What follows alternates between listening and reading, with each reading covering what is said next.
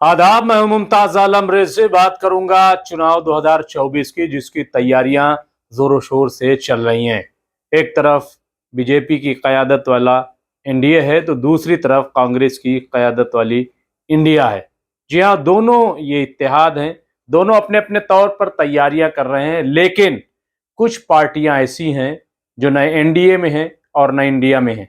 मैं बात कर रहा हूं एआईएमआईएम की, मैं बात कर रहा हूं बीएसपी की, मैं बात कर रहा हूं एआईयूडीएफ की, और इस तरीके की न जाने और कितनी पार्टियां।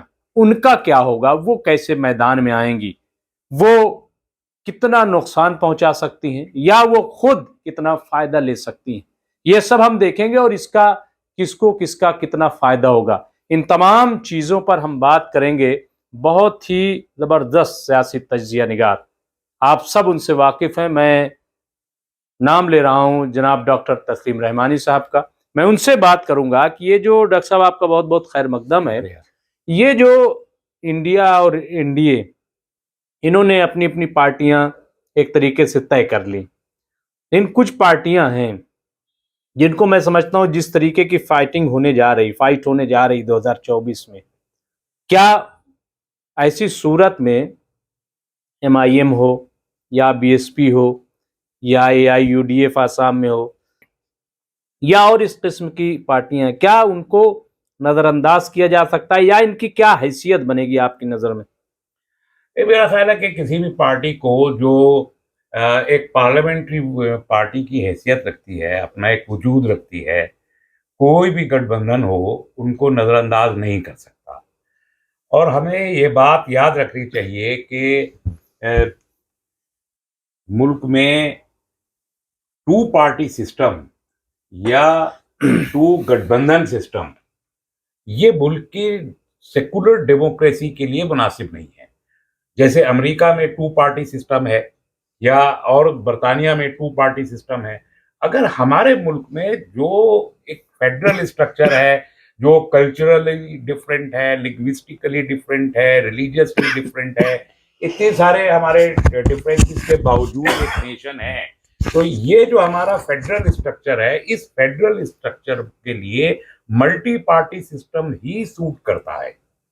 और ये रीजन है कि जिन लोगों ने हमारा कॉन्स्टिट्यूशन बनाया, वो लोग भी तो टू पार्टी सिस्टम ला सकते थे ना, कि सिर्फ दो ही सियासी जमातें। उन्होंने इसको कभी अप्रिशिएट नहीं किया। उन्होंने मल्टी पार्टी सिस्टम दिया तो आज मुल्क में 3,000 से ज्यादा सियासी जमातें रजिस्टर्ड हैं और इलेक्शन लड़ती हैं। हर मौके पे आप देखें, किसी भी इलेक्शन में 200-300 से कम पॉलिटिकल पार्टीज का पार्टिसिपेशन नहीं होता। ऐसे में जब से 92 के बाद से टू पार्टी सिस्टम की तरफ मुल्क को जबरदस्ती धकेला जा रहा है। अब आप नेशनल स्क्रीन पर अगर देखें तो नेशनल पार्टीज मुल्क में 6 हैं, लेकिन इसके बावजूद भी आप प्रैक्टिकली देखें तो सिर्फ कांग्रेस और बीजेपी ही नेशनल लेवल पे, पैन इंडिया लेवल पे दिखाई देती है, और कोई पॉलिटिकल पार्टी नहीं है। सितमजरी है मौजूदा सियासत की कि इस मुल्क में कांग्रेस और बीजेपी के बाद तीसरे नंबर पे कोई ऐसी सियासी जमात नहीं है जो 25-30 से ज्यादा लोकसभा की सीटें जीत सकती। बिल्कुल सही कह रहे हैं। कोई नहीं है, कोई नहीं। सब रीजनल है, फैमिली बेस्ड है और सब इसी तरह की है। ऐसे में टू गठबंधन, एक एनडीए का, एक इंडिया का, ये दो गठबंधन अगर होते हैं तो एक को लीड करती है एक नेशनल पार्टी बीजेपी, दूसरे को लीड करती है दूसरी नेशनल पार्टी कांग्रेस। तो ये वही टू पार्टी सिस्टम हुआ, टू अलायंस सिस्टम हुआ। ये इस मुल्क के उस फेडरल स्ट्रक्चर को शदीद नुकसान पहुंचाएगा कि जिसकी वजह से ये देश मुत्तहिद है, इंटीग्रेटेड है। और ये रीजन है कि आप देखिए उड़ीसा में नवीन पटनायक का मुकाबला, चाहे इंडिया अलायंस हो चाहे बीजेपी हो, वहां नवीन पटनायक को आज भी नहीं हरा सकती। उड़ीसा की 20 सीटों में से उनका 17-18 सीट पे उनका कब्जा है। वो एक थर्ड फोर्स की हैसियत में एक साबित शुदा पार्टी है।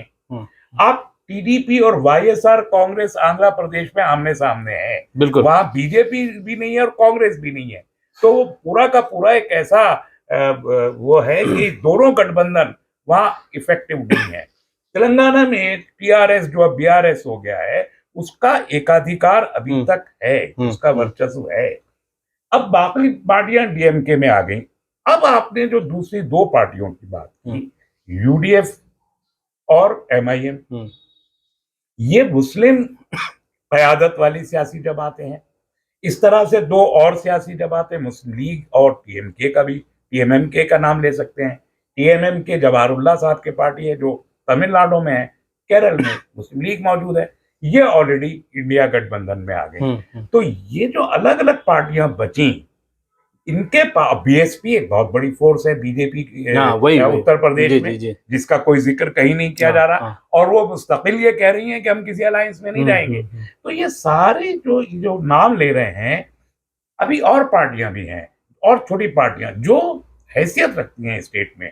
मसलन त्रिपुरा में त्रिपा बोईता एक पार्टी है जो ट्राइबल्स की पार्टी है वहां के, वो पहला ही उसने पार्टी बना के इलेक्शन लड़ा तो 60 में से 13 सीटें जीत गया और कांग्रेस और सीपीएम का सफाया करके मेन अपोजिशन पार्टी बन गया। वो किसी अलायंस में नहीं है।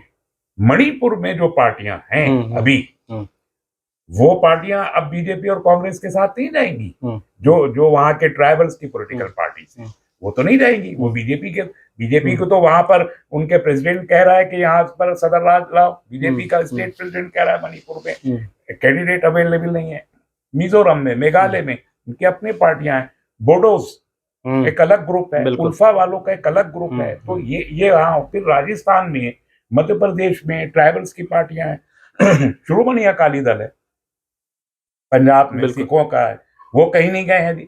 ये सब वो हैं कि किसी न किसी को एक मौका होना चाहिए कि इनसे आपस में कोऑर्डिनेट करे। और देखिए, तमाम 8 स्टेट नॉर्थ ईस्ट की ना इंडिया के साथ जाएंगी ना एनडीए के साथ जाएंगी। मैं आज कह रहा हूं, अभी तक ये बात किसी ने कही नहीं होगी। अभी तक लोग कहेंगे कि बीजेपी की तरफ, असम की जो है वो बीजेपी की तरफ चला जाएगा, त्रिपुरा बीजेपी की तरफ। नो वेज, अब नहीं जाएगा, अब नहीं जाएगा। आज मैं अर्ज कर रहा हूं, अगर बहुत अच्छे स्ट्रॉन्ग कॉम्बिनेशन एक तीसरा बन गया तो पूरे जो 23 सीटें हैं, 23 सीटों में से बीजेपी को और कांग्रेस के इंडिया अलायंस को 5-6 सीटें मुश्तरका तौर पे हासिल करना मुश्किल पड़ जाएगा। ये मैं अर्ज कर रहा हूं। 23 में से उड़ीसा एक मेजर कांस्टेंट आपका बन सकता है। ये जो टीआरएस और वाईएसआर हैं या बीआरएस है, ये पार्टियां या श्रोमणी को, इन सबको मिलाई और उसमें बदरुद्दीन अजमल और असदुद्दीन अवैसी शामिल हो जाएं और मुस्लिम लीग से कहें कि आप भी बाहर आइए। मुस्लिम लीग क्या है? मुस्लिम लीग खेल रही है कांग्रेस के हाथों में, ब्लैकमेल होती है कांग्रेस से। मुस्लिम लीग की इतनी ताकत है कि वो 4 सीटें अकेले केरला में जीत सकती है, जो अभी वो सिर्फ 2 जीतते हैं। अकेले अपने दम पर किसी अलायंस के बगैर 4 सीट मुस्लिम लीग केरल में जीत सकती है। 5वीं सीट लक्षद्वीप में अकेले अपने दम पे जीत सकती है। एक वो वहां पे अलायंस में जीतते हैं तमिलनाडु में, वो जीत सकते हैं।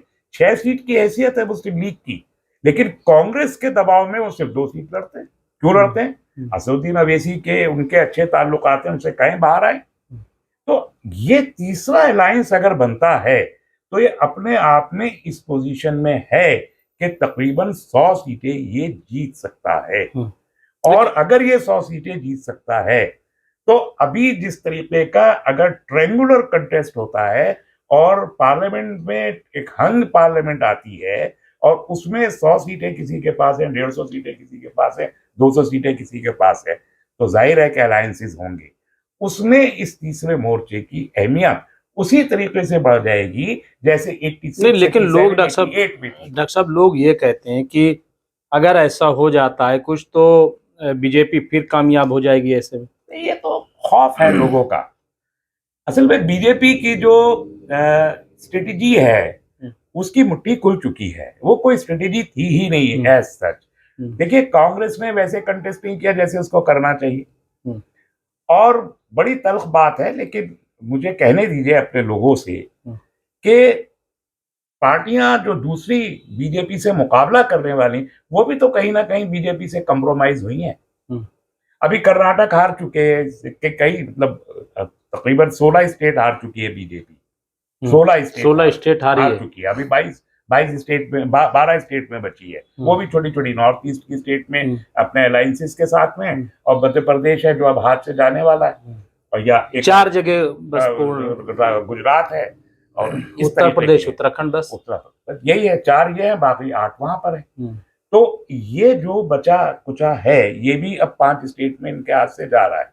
तो आप कैसे कह रहे हैं कि बीजेपी जीत रही है?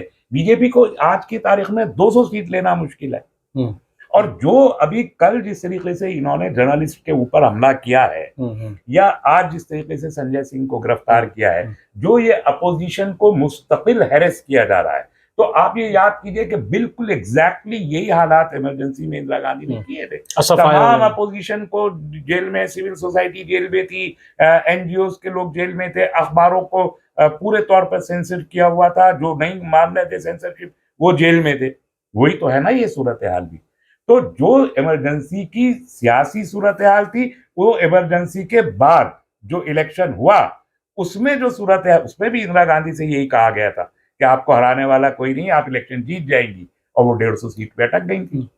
तब जनता पार्टी ने सरकार बनाई थी। तीसरे मोर्चे की हाल बीजेपी की हो सकती है 2024 में। तीसरे मोर्चे की जो आप बात कर रहे हैं कि चूंकि एक ऐसा बन सकता है, तो कौन है जो बिल्ली के गले में घंटी बांध सकता है? क्या लग रहा है आपको? ये तो जो ये पॉलिटिकल पार्टीज हैं, ये एक कोशिश तो टीआरएस के जो उन्होंने की थी, केसीआर ने, लेकिन वो ज्यादा कर नहीं पाया। मेरा ख्याल है कि थर्ड किसी पर्सन को या थर्ड ग्रुप को आगे आना चाहिए, और ये जितनी पॉलिटिकल पार्टीज हैं इनकी लीडरशिप से बात करके आहिस्ता आहिस्ता इनको एक दूसरे को करीब लाएं। इलेक्शन के वक्त में मायावती से भी बात की जानी चाहिए और लोगों से भी, और सबको मिला के ये 10-12 पॉलिटिकल पार्टीज का एक मेजर ग्रुप बन सकता है। और उसमें अगर असदुद्दीन अवैसी और बद्रुद्दीन अजमल जैसे लोग शामिल हो जाएं तो इलेक्शन का नक्शा पलट जाएगा।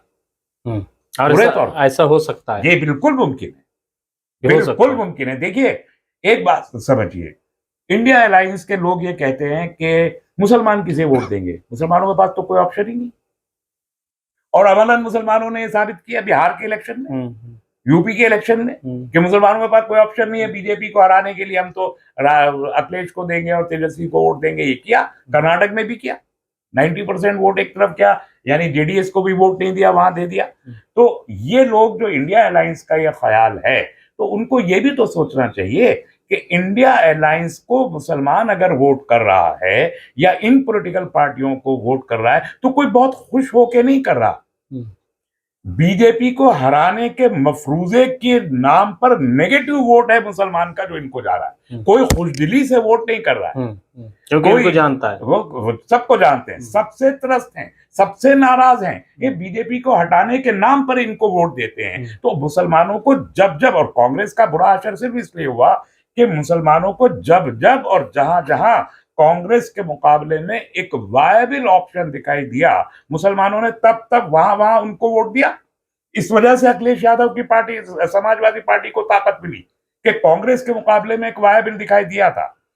लालू प्रसाद यादव को ताकत इसलिए मिली कि कांग्रेस के मुकाबले बिहार के मुसलमानों को एक ऑप्शन दिखाई दी थी। तो वो ऑप्शन आज भी अगर मुसलमानों को दिखाई देती है कि ऐसी ही एक वायबल ऑप्शन आके खड़ी हुई कांग्रेस है, तो पहली तरजीह होगी। कांग्रेस तो बदल रही कह रहे हैं, अब बदल रही है तो उनको अपने इस बदलाव को अंदर छुपा के रखने की जरूरत नहीं। बदलाव है तो बदलाव का इजहार होना चाहिए, बदलाव जाहिर होना चाहिए कि हम बदले हैं। लेकिन अब ज्यादातर पार्टी ये भी डॉक्टर साहब सोचती है कि अक्सरियत जो है, क्योंकि 80-20 का एक मैसेज आम हो चुका है, तो कोई 80% को नाराज नहीं करना चाहता। 80 कौन है? कह रहे कि हिंदू है 80। अच्छा, अभी जो बिहार का सेंसस उन्होंने कास्ट सेंसस दिया है, उसमें उन्होंने कहा कि 81% हिंदू हैं और 17.7% मुसलमान हैं। लेकिन जो 81% हिंदुओं की उन्होंने बात की है, उसमें उन्होंने कहा कि 36% तो अति पिछड़ा है, 14% यादव है, और कितना है 22% जो है दलित है। तो उन्होंने कहा कि 65% तो पिछड़े और अति पिछड़े और दलित हैं, जिनका अपर कास्ट हिंदू से कोई ताल्लुक नहीं है, वो सिर्फ 15% है। तो 80% कौन है? इस मुल्क में 80 और 20 का कोई मुकाबला अगर है तो वो गुर्बत की बुनियाद पर है, मजहब, जात, बरादरी और धर्म की बुनियाद पर नहीं है। डेप्रीविएशन की लेवल कि महरूमी कितनी है, जितने महरूम तबकात हैं उनकी तादाद इस मुल्क में 80 से 85% है महरूम तबकात की। उसमें सिख भी हैं, मुसलमान भी हैं, ईसाई भी हैं, दलित भी हैं, ट्राइबल्स भी हैं, ओबीसी भी हैं, अति पिछड़े भी हैं, सब है। उनकी तादाद 85% है। तो इस मुल्क को मुकाबले की जरूरत है गरीब वर्सेस अमीर की, have and have nots, deprived and elites, इनके बीच मुकाबला है। तो जो 80-20 की बात करता है, मैं कहता हूं कि 80-20 की बात करिए तो 80-20 तो 80 पिछड़े हुए हैं और 20 एलीट है। तो ये मुकाबला उनके बीच है, तो कौन जीतेगा? जो पिछड़ा है वही जीतेगा। तो आप परसेप्शन है, ये एक नैरेटिव है, इस नैरेटिव को तोड़ना जरूरी है। नैरेटिव हिंदुत्व नहीं है, ये बात समझनी पड़ेगी हर एक को, पॉलिटिकल पार्टीज को भी समझनी पड़ेगी। पॉलिटिकल अब आवाज हिंदू राष्ट्र ये सब बहुत घट गई है, क्या लग रहा है फ्लॉप हो गया? तो आपको मालूम ही है, ऑर्गेनाइजर ने उस वक्त कहा था कर्नाटक इलेक्शन के फौरन बाद कि हिंदुत्व और मोदी के नाम पर मजीद इलेक्शन नहीं जीते जा सकते। ये ऑर्गेनाइजर ने कहा था, वो आरएसएस का माउथपीस है। जब आरएसएस ये बोल रहा है, इसके बावजूद मोदी वही कर रहे हैं जो जिसके के बारे में वार्निंग दी है। आरएसएस के खिलाफ काम, आरएसएस के खिलाफ है मोदी। आप देखिए मध्य प्रदेश में आपने वहां की जो लोकल लीडरशिप है, स्टेट लीडरशिप, उसको साइडलाइन कर दिया। आप सेंट्रल लीडर को ले जाके कैबिनेट मिनिस्टर्स को आप असेंबली का इलेक्शन लड़ा रहे और खुद कैंपेन इंचार्ज हैं। अभी भी चेहरा बनने, अभी भी चेहरा वही है। अभी सोच रहे हैं कि भी कह रहे हैं कि नहीं कोई चेहरा नहीं, ये तो बेचेहरा पार्टी हो गई जिसका कोई चेहरा। गुहा ने अभी बड़ा तंजिया अंदाज में कहा कि हाँ मैं कहूँ क्या कि भगवान है। वो लोग कह सकते हैं, लेकिन मोदी जो आरएसएस ने वार्निंग दी है उसके खिलाफ ये आखिरी इलेक्शन लड़ रहे हैं असेंबलीज का। लोकसभा के इलेक्शन आने तक, अच्छा मान लीजिए 4-5 जो स्टेट हैं जो इम्कान भी है कि भाजपा हार जाती है, तो क्या भाजपा के अंदर बगावत भी हो सकती है? मुझे तो लगता है कि ये तो चुनाव बहुत बड़ा रिस्क लिया है बीजेपी ने। और बीजेपी में तो खाली मोदी जी और अमित शाह की चलती है, थोड़ा बहुत जेपी नड्डा की, वो भी उनके कहे पे ही चलते हैं। 3 के अलावा तो कोई बात करता नहीं आपस में ना, कि किसी को इख्तियार ही हासिल नहीं है भारतीय जनता पार्टी में। इन 3 आदमियों के अलावा कोई इख्तियार किसी को नहीं है।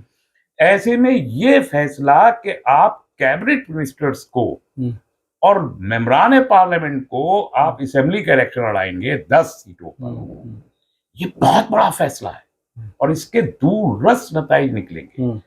वो ये कहते हैं कि ये यकीनी तौर पर जीत जाएंगे, इसलिए कि कैबिनेट के मिनिस्टर्स हैं और सेंट्रल लीडर्स हैं। कैलाश विजयवर्गीय कह रहे हैं कि हम तो बड़े लीडर हैं, हम भला कहाँ अब वो हाथ जोड़ के वोट, उल्टा वहां दिख रही तस्वीर। मेरा तो 1% भी मन नहीं है इलेक्शन लड़ने के लिए। तो अब जो पार्टी जनरल सेक्रेटरी रहा है, इतना बड़ा नेशनल लीडर है बीजेपी का, वो कह रहा है कि मेरा तो 1% भी मन नहीं है। फिर इनके जो टिकट कटेंगे 10 लोगों के, वो क्या पूरे मन से इनको इलेक्शन लड़ाएंगे? नहीं लड़ाएंगे। आप कह रहे हैं कि जीत जाएगी, पार्टी कह रही है कि जीत जाएगी, लेकिन एक ये भी तो इम्कान है ना, इलेक्शन है, हार गए तो। और जितना छोटा इलेक्शन होता है उतना मुश्किल होता है। ये बात ये इनको नहीं पता क्या, ये किस खुशफहमी में ये जाने। लेकिन क्योंकि विजयवर्गीय ने जो बात कही है वो तो सच्चाई उसने कही है, तो अंदर की बात थी। अब अगर ये सूरत हाल पैदा हो कि आपके कैबिनेट मिनिस्टर और नेशनल लीडर्स मोदी जी का फेस होने के बावजूद अपने हलकों में इलेक्शन हार गए और स्टेट हार गए, तो उसका एक नतीजा तो ये बरामद होगा कि इन लीडर्स का जो सियासी मुस्तकबिल है वो खत्म हो जाएगा। इन 10 लीडर्स का, नेशनल लीडर्स का सियासी मुस्तकबिल खत्म। एक दूसरा ये कि मोदी जी पे तो फिर सामने से सवाल खड़ा होगा ना कि भाई आप करना, अभी भी सवाल उठ रहे हैं, वो लोग बता नहीं रहे, लेकिन कुछ लोग अब कर रहे हैं सवाल। तब अंदर से जो लोग चुप बैठे हैं अभी वो बोलने लगे। मतलब बृजभूषण कह रहा है हमें कोई हटा के दिखाए, बोल दिया।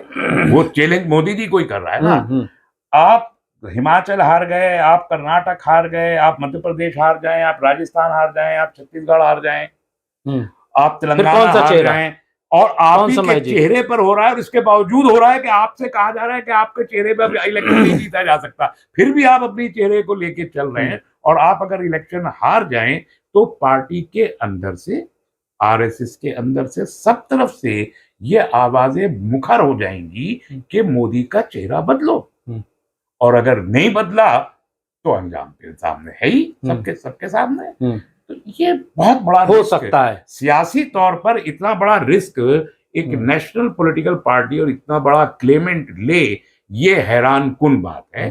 और मुझे तो इसमें बीजेपी की हार दिखाई देती है, और इसी की वजह से मैं बड़ा कॉन्फिडेंट हूं कि 2024 ये हार रहे हैं, और इसीलिए तीसरे मोर्चे को सामने आना चाहिए, ताकि जो फेडरल कैरेक्टर है, जो multilingual, multi cultural, multi religious ना, एक है ना, जो और देश का एक स्वरूप है, जो शक्ल है, वो रहे। सूरत है, वो बरकरार रहनी चाहिए। सियासी जो आरजुएं और ख्वाहिशात हम्म। मकामी लोगों की हैं, यूपी के लोगों की अलग है, तमिलनाडु के लोगों की अलग है, कश्मीर की अलग है, गुजरात की अलग उनकी है, भी नुमाइंदगी असम हो की जाएगी अलग है। ऐसे में। उन सबकी नुमाइंदगी होनी चाहिए, तभी हम एक विफाकी किरदार की हैसियत में रह सकते हैं। इसलिए मैं टू पार्टी या टू गठबंधन के सिस्टम का मुखालिफ हूं, और इसलिए एक तीसरा मोर्चा आना लाजमी है, आना चाहिए, वरना हम इस मुल्क के फेडरलिज्म को नहीं बचा पाएंगे। बहुत बहुत शुक्रिया डॉक्टर साहब। तो बहरहाल ये देखा आपने कि डॉक्टर तस्लीम रहमानी ने ये कहा कि जाहिर हो या ना हो, लेकिन अगर देखा जाए तो तीसरा मोर्चा कहीं ना कहीं मौजूद है। वो तीसरा मोर्चा इसलिए मौजूद है कि जो न एनडीए में है न इंडिया में है, और उसकी मौजूदगी जो है वो ऐसा नहीं है कि जमहूरियत के लिए कोई गलत बात है, बल्कि जमहूरियत की सेहतमंदी के लिए बहुत अच्छी बात है। बहरहाल ये जो तीसरा मोर्चा है, क्या इसका कभी कोई नाम होगा, और अगर नाम होगा तो वो नाम कौन देगा? मैं ये कहूं कि बिल्ली के गले में घंटी कौन बांधेगा। बहरहाल जो कुछ होगा हम आपको अपडेट करते रहेंगे। आप देखते रहे एमएमसी न्यूज़ इंडिया। शुक्रिया।